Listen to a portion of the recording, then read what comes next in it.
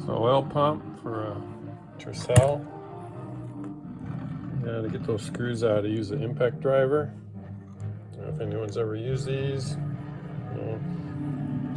Screws are really tight. You just twist this while smacking the top of it. I used a rubber mallet, but you can use a hammer or something. Those screws are really tight.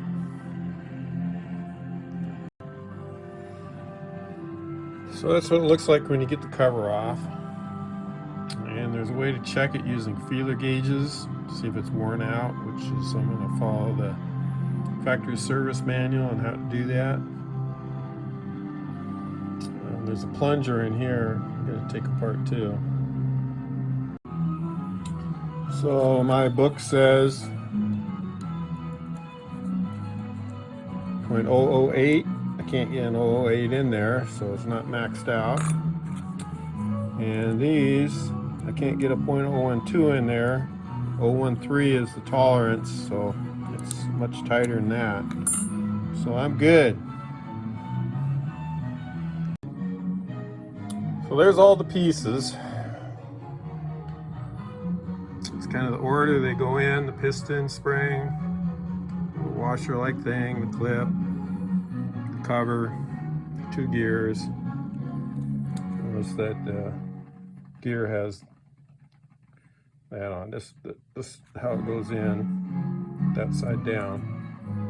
And this one here probably doesn't matter, but I still mark the top with an X, so I put it in the same way and use that to get the clip out, that clip. It's kind of tough getting that C-clip in, so I took a pair of needle nose and modified the tip like that, and I was able to get it down in there. And I pushed on the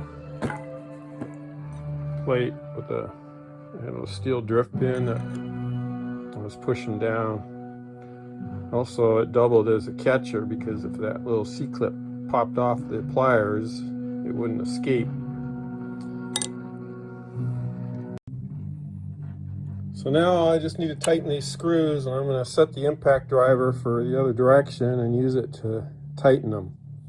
So I don't know if you're familiar with impact drivers, but they're spring loaded inside, and you take your hand, you twist it in the tightening mode, and then you smack the top of that with a hammer, and it drives the thing down and causes this to turn and tightens those things. Okay, it's all done, cleaned up, put back together. That's where the main seal for the crankshaft goes.